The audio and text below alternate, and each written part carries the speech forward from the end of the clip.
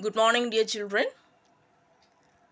Welcome back to this video session where we are discussing about the 10th chapter in Indian economics named the development experiences of India and its neighboring countries. So here in this development strategy of India, China and Pakistan, we have discussed about their implementation of the 5-year plans as well as the different strategies they have adopted in the industrialization as well as in the agriculture. Next, we'll overview the strategies pursued by the China. The key highlights of the China's development strategy is its great leap forward. The abbreviated term is GLF. So what its aim? It aimed at the high scale industrialization of the economy. That means before not much priority was given for the industrialization of that economy, but here they have aimed, especially if we can 20 years back, if we analyze their development process, they gave more priority to the process of industrialization. And the China has always followed a communist ideology. And the great proletarian cultural revolution also launched by them. So children, you would have studied in your earlier classes about the revolutions of the proletariats. That is the working people. Yes. So here also we can see the proletarian cultural revolution also launched by the Chinese. And they also set up the special economic zones. Different various zones are there for their different programs, and it is known as the special economic zones. And what about their type of planning? That is decentralized planning they have adopted. That is not centralized upon a specific authority. All the powers have been divided into various sections or departments and has been entrusted to different authorities, and thereby it is very convenient to administer such plans or monitor that plans also. And what about the distribution of the resources? It is also the equitable distribution of the resources. Thereby we can assure the equal or equality in our economy. And if we analyze their healthcare, it is also a sound one. That is, they develop a strong healthcare system. And the food grain production also remained the same in their country. No decreases in the production of the food grains.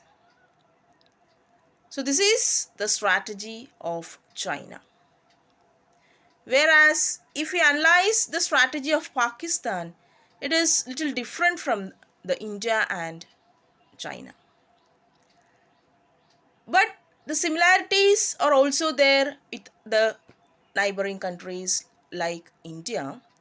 The Pakistan followed the import substitution strategy. Import substitution strategy means instead of importing more and more commodities from other countries, producing the same commodities in our economy or in our country with the available technologies, and thereby we can save more and more foreign exchange reserves, which is a very precious or important for our country's economic development. So this is about its what import substitution strategy. So thereby we can produce all the imported commodities in our economy itself. And the next one is, in the 1970s, the domestic industries were given more priorities. So actually, they like to be more self-reliant in the production processes.